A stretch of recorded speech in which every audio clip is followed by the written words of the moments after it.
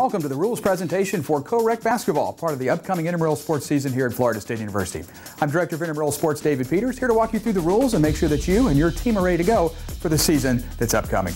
Hey, here's what's going to be happening in our podcast today. We'll talk about the facility, where to play, also make sure you're ready to be checked in for your game. We'll cover the sport rules for co-rec basketball, and we'll finish up with league information, schedules, and those sorts of things at the very end so you know where to go to look to see where teams going to be playing this season. Everything we'll talk about today follows along with the 7 principles of intramural sports, and that is to be involved, to participate fairly, and of course with good sportsmanship. And then we'll help you make sure that things are organized, as well as making sure that the facility and your safety are kept in mind. All right, let's first talk about where co-rec basketball is played, and it's played in Tully Gym. It's the older building right next door to the Leach Center. We have 4 courts there, and many of those will be used for our upcoming intramural basketball season. So come on over to the Leach Center. Please remember, however, that no alcohol, no tobacco, and no pets are allowed in Tully Gym. And also no food or flavored drinks are allowed actually on the courts. But if you want to bring your dinner in, you can eat that out in our lobby area. You'll just want to throw it away before you come into the court area to play your game. We do allow bottled water so you can stay hydrated during your games out on the courts. So again, make sure you follow along with those simple instructions when you come out to play. Now, you also need your FSU card when you come, your current valid FSU card, not an old one that you've lost and found again, but the one that's current as of right now. So bring that in and you'll sign in at our check-in table. It's located in the lobby area. It's on the front side of the building on the soccer softball side of the Tully Gym. So come on in about 10 minutes before your game and make sure that you're checked in appropriately by presenting your ID, and we'll add you to the team roster right then. You don't have to do anything else except present your ID to be added to a team. Now, you'll notice here that player check-in, as I mentioned, does take place right there in the lobby, but you can only play on one team. So make sure that when you sign up for a team, that's one you want to play for during the co-rec basketball season. We will not allow you to change to another team during our season. Now, for another sport down the line, you're more than welcome to play with some other friends in that. But again, for co-rec basketball, once you sign in on a team, that's yours for the season. For more information about player eligibility and restricted players, forgotten IDs, and our forgotten ID pass, along with forfeits, defaults, and fines, and other information about our regular season, our team captains will want to watch the Team Captains podcast. It's available separately, or you can also get more information on our website at fsu.campusrec.com/im.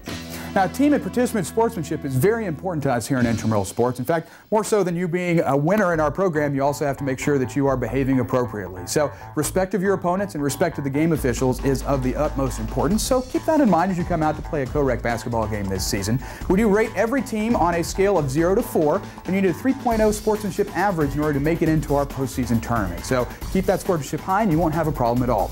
For more information about sportsmanship, we have a separate podcast for that too, because it's just that important to us in intramural sports. So you can view the sportsmanship podcast or also read over the sportsmanship guidelines, once again, available on our website. All right, let's dive into the co-rec basketball rules so that your team is ready to go for this particular sport. And to do so, you'll need 5 players to play in our game. That's the normal amount for 5-on-5 basketball. The ratio, however, is 3 females and 2 males for your team. You can also play with 2 males and 2 females, and that would be playing 4-on-5, but you can see at no time can you play with 3 males out on the court. Now, we certainly encourage you to bring some more folks as substitutes, and they can be checked in and check in and out of the game as in a normal basketball game. But again, 3 females and 2 males are the standard number that we would play with in co-rec basketball. Notice you do need 4 players to start a game. Having 3 players there at game time results in a default. That's not as bad as a forfeit, because we actually charge the team captain money when there is a forfeit. So make sure you have at least 3 there, but if you have 2 players or less signed in at game time, that can be a costly forfeit, and we certainly don't want that to happen to your team. Now, bringing equipment is important. We have basketballs available for checkout right at our sign-in table. You'll just bring your ID up and ask for a ball, and we can check that out to you there at Tully Gym. Bring your basketball back, give your ID back. But we also encourage you to bring your own from home. It might be better than the equipment that we have, and you can use that in the game as long as both teams agree to the particular basketball to be used. Note that a women's size ball will be used in all of our co-rec basketball games unless the captains agree to change and use a men's ball for that game, but both captains have to agree to that. And once we've made that decision in the pregame captains meeting, we can't change back anytime during the game. We'll be stuck with that size throughout the game. Appropriate running and basketball shoes are required, so just make sure you have the right footwear on, no cleats, no flip-flops, no bare feet, anything like that. Again, the appropriate basketball shoes or tennis shoes are what we need for co-rec basketball. And jewelry is not allowed to be worn by any participant, so make sure you take off earrings, necklaces, watches, Livestrong bracelets, the works need to come off before the game, and that's for your safety. Now, we encourage our teams to have jerseys with numbers, but you don't have to have them. We certainly have some available for checkout. We have numbered pennies that we wash before every game, so you'll get a fresh set that you can use during the game, so not a problem there. But if you have numbered jerseys, certainly that's helpful for your team. No dunking is allowed in our co-rec basketball league at any time, even during the game. Telegym is old, and we don't need things breaking on us, and one thing that can happen when we have a dunk is certainly a broken rim. We don't want that, and it's also a safety measure. So remind your tall players, or at least those who have some ups, to not dunk. That's a key feature there. Also, hanging on the rim is prohibited at all times. Violators can be assessed a technical foul by officials and are also subject to ejection, and that's certainly no fun. This includes before, during, and after the game. No dunking is permitted. Our game time in co-rec basketball are 2 20-minute halves. The clock will run continuously in the first half and until 2 minutes remain in the second half. What does that mean? Well, we're going to run it during fouls, during free throws, out of bounds, everything. The only time we will stop the clock in the first half is for a timeout. And that also continues into the second half until just 2 minutes remain in the ball game. After that point, we'll be stopping the clock like any normal high school game, so after fouls and free throws and things of that nature. The clock does run after a made basket in our league, again, and that's just like high school. Now, overtime will be played in all of our games, including the regular season and in the playoff games. So just make a note here that we will be playing overtime at all times. It's 2 minutes in length, and the clock stops throughout the period. So just like the last 2 minutes of the second half, we will stop the clock throughout overtime, but just 2 minutes. Each team does get an additional timeout in the overtime period should you need one, and all the fouls and timeouts also carry over from the second half. Now, how many timeouts do you get in general? Well, 3 per game is what we give each team, and your timeouts are all 1 minute in length. There's nothing shorter, no 30-second or 20-second timeouts. They're all a full minute. But please take note that only those players that are on the floor can call timeout. We do not acknowledge substitutes or other team members along the sideline or coaches. If they try to call timeout, it's got to be one of the 5 players on the court who is signaling for a timeout, and our officials will grant it at that time. We do have a couple of mercy rules in case one of the games is a little too lopsided. If a team is up by 35 points at the 5-minute mark of the second half, then the game will end immediately. And any time under 5 minutes, if a team takes a 35-point lead, we'll just blow the whistle and stop the game and end it there for both parties. If a team is up by 20 points at the 2-minute mark of the second half, we'll do the 20-at-2 clock rule. What that means is we'll run the clock in those last 2 minutes instead of stopping it for free throws and out of bounds. It just moves along a little bit faster and gets us to the end of the game a little bit quicker. So those 2 rules will apply for all games, and this includes playoff games as well. Now, we have 2 different divisions in co-rec. Our Division 1 is pretty much straight up basketball, where ladies and fellas out on the court at the same time with no special rules. But in Division 2, we have a couple of rules that favor our female players, and here they are. First of all, scoring is different. In Division 2, when a female scores a bucket, it's actually 3 points instead of 2. So they get a bonus point for every goal that they score. If they shoot what would be a 3-pointer from behind the arc, that actually scores 4 points in a Division 2 co-rec basketball game. You'll note that free throws are always the same. They're 1 point for either gender. However, if a female is fouled taking a 3-point shot, for example, or something behind the arc, which would have been 4 points if she had made it, they will get 4 free throws in that particular case. So just the number of free throws is different, but the value of the free throws are the same. We do shoot bonus free throws, and they're the same for each gender. There's no difference there. So on team fouls 7, 8, and 9 in the first half, and the second half, when appropriate, we'll shoot the 1-and-1, the bonus shots. 2 shots, or the double bonus, will occur on team fouls 10 and above. And during the first half and until the 2-minute mark of the second half, remember, it's a running clock, so even on these free throws, we'll be running that clock, and unfortunately, that's wasting some time. We'd encourage you not to foul as much, but we won't have to be shooting these free throws, and you'll get more game action in. In the last 2 minutes of the second half, the clock will stop for bonus free throws. Now, take a look at our free throw lane restrictions. Not different from years past, and also very similar to what happens in high school, but no players are allowed down near the block. So above the block is where the defense will start lining up. Again, no one is allowed on the block or below the block closer to the goal. Instead, the defense must take the spot above the block on both sides. You must have a defender in those spots.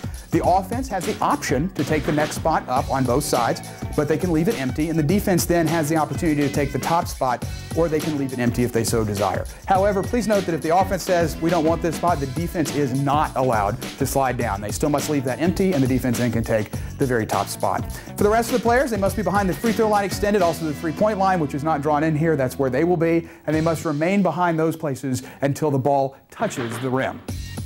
Now, also in Division 2, let's talk a little bit about a rule regarding male players and how they can block female player shots. And in fact, they can't in Division 2. In Division 1, again, it's straight up basketball, but in Division 2, we have some rules there that favor the ladies. First off, a male may not attempt to block a female player's shot. And what does that mean, really? Well, it means these things have to be taking place. Either a male player has his arms extended at or above his shoulders, when guarding a female shooter, or a male player position himself in such a way that, in the official's opinion, the female cannot take a good shot or is intentionally disrupting them. So just because you don't have your hands up doesn't mean that a male player may run over and lean into a female player, for example, to try to disrupt her shot. Either of those cases is considered trying to block a shot. The violation occurs only, however, when the ball touches the male player on a legitimate shot attempt. So if a male player has his hands up and the female makes a legitimate shot that's going to head towards the basket and has a legit chance to go in, and it hits a male player, our official will blow the play dead immediately and award automatic points to the offensive team or to the female there. So if they're shooting a three-pointer, for example, from inside the arc, that's 3 points. A four-pointer for the females outside that gets blocked by a male player would result in an automatic 4 points. But again, contact must occur for that foul or that violation to be called. If it doesn't touch the player, we do not have a violation. Now, once we have that call, then the defense will take over like any normal play, where we will take it out of bounds along the baseline and play will resume as normal. Guarding and jump ball are also very important, as you might imagine, to basketball, in our league too, but really not too many special restrictions here. In Division II and in Division I, there are no restrictions for female players when guarding the male players. So in either division, no problem there. And there are no restrictions on male players guarding female players in the open court. So a male can be up trying to deflect a pass or guarding them coming on a fast break. Those are all legitimate guarding positions and no problem there in either of our divisions. Also note that female players must participate in the jump ball that starts the game, as well as any overtime period. If we have those, they also start with the jump ball. All right, let's finalize our rules discussion with a talk about what this isn't. This is intramural basketball, and it's definitely not NCAA basketball. There is no shot clock in our league, and as I've already mentioned in some of those free throw discussions, our free throws, players may not occupy the bottom block, they may not stand on the block either, and the ball must hit the rim on a free throw before any players enter the lane. And this is obviously not the NBA. So please note that there are no restrictions for taking a charge anywhere on the court. You can take a charge actually in the lane in our league. And after a timeout following a made basket, you'll know in the pro game they like to move the ball to half court. That does not happen here in intramural co-rec basketball. If you take a timeout after a made basket in the last couple of seconds of the game, the throw-in continues to be at the baseline, just like any normal after a made basket sort of play. You still have the opportunity to run the baseline, but you can't move the ball up to half court to set up your final play, for example. Hey, those are the rules. Let's talk about, for team captains, how to finalize your registration, and that is to take the online captain's exam. It's available through Blackboard, and you can reach that through the Intramural Sports website. We have links there for this particular sport that'll get you to where you need to go for that online captain's exam. You have to take it and pass it with the required score by 8 a.m. on the day of the scheduled captain's meeting. If you forget to take it or you just don't get the required score, you can always attend our captain's meeting later on in the day to finalize your team's registration. But you must do that in order to make sure that we keep you in our league. Also, any changes you need to make to your registration, you need to do so in writing, either by stopping by our office or dropping us an email, and those are also required by 5 o'clock on the last day of the registration period. You can get those details again at our website. Now, once you finalize your registration, for all participants, stop by our website and you can see exactly when you're playing. We have a team's captain's guide available there, regular season schedules. We also have information on a playoff draw meeting if it will occur, and playoff brackets are also posted online. We will not call teams or participants to tell you when your schedule is ready. We won't send you an email. You just need to stop by about 48 hours after the captain's meeting and make sure that you check your schedule to see exactly when you're going to play, and so you don't miss your first game. And also check your playoff brackets. Those are usually posted in the last week of the regular season. There's no break. We just end the regular season. The playoffs usually start on the next day. We also have the complete sport rules along with our intramural principles and all the intramural information that you need. It's all available on our website. Have questions? Well, give us a call. We're open Monday through Friday. Our office is from 9 until 6. You can give us a call at 850-644-2430, or we will try to answer your questions, or drop us an email anytime, and we'll get to your question as soon as we can. You can email us from any page at the Intramural Sports website or our special Contact Us page as well. There's that website again. It's fsu.campusrec.com/IM. And that's Look at Co-Rec Basketball for the upcoming season. This presentation is a presentation and a production of Florida State University and Intramural Sports. I'm Director of Intramurals David Peters. Good luck and have fun this upcoming intramural basketball season.